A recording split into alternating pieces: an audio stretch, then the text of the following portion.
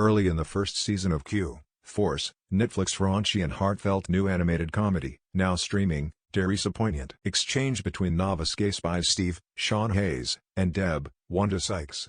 "We're the first queer agents in the field ever," Steve says. "I feel so much pressure to show him the best because if I mess up, I don't know if anyone else like us will ever get a chance."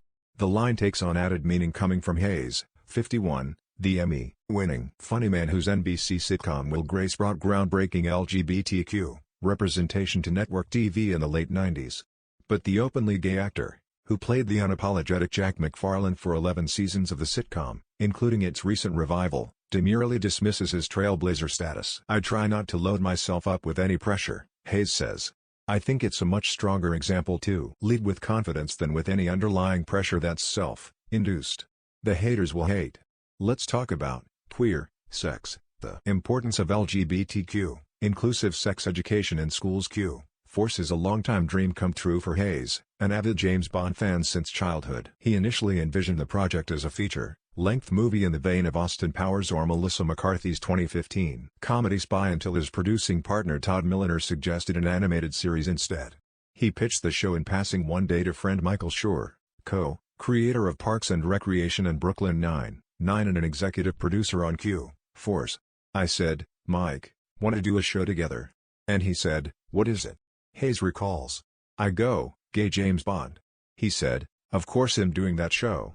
Q, Force follows the adventures of a misfit group of super spies led by Steve, a rising star in the American intelligence agency, AIA, who's punted to a low-level job in West Hollywood after coming out as gay. He assembles a motley crew of queer agents, Mechanic Deb, Drag Queen Twink, Matt Rogers, and Hacker Stat, Patty Harrison, and desperately searches for cases to solve until AIA grudgingly pulls the squad into the field. The series is notable for its nearly all-queer voice cast and writer's room, a sad rarity in today's TV landscape.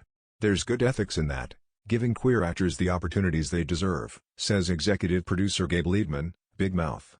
"I also think that actors do great work when they feel connected to the material. So it's not just a political statement, I think it really helps the product in the end." The show is incredibly specific in its queer humor, with jokes about Sean Cody and not eating before sex that may go over many straight viewers' heads. For Liedman, it was a chance to make something fun and stupid and full of queer joy, foregoing the gay trauma we so often see in film and television. "I wanted myself, but also the many writers I was working with, to have that freedom and say, 'Let's not be educational for a second,'" Liedman says. "It's not about holding everyone's hands. Let's make the jokes that make us laugh, and hopefully Darius an audience out there that are on our level of knowledge and ready for it." More, "I'm just a boy, standing in front of Hollywood, begging for more joyful LGBTQ films." The adult-oriented series also doesn't shy away from nudity and graphic, although still stylized, depictions of gay sex. One episode's riffs on the 2005 Oscar-winning drama Brokeback Mountain, as Steve seduces a supposedly straight man to get information. "It felt great, because how many years have we been forced to watch straight sex in commercials, on TV, in movies, in magazines, everywhere," Hayes says. "Everyone, in liberal communities, thinks we have accomplished so much, which we have. But there's so much more to do." As fun and silly as this little cartoon is that we made, hopefully it's another step forward. It's showing that gay people have sex too, and it can be just as sexy, if not more.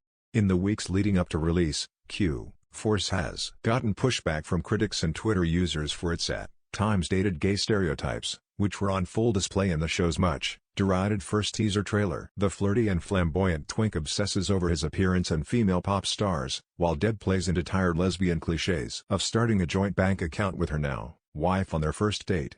Hayes brushes off the backlash, simply saying, "I don't have time for that."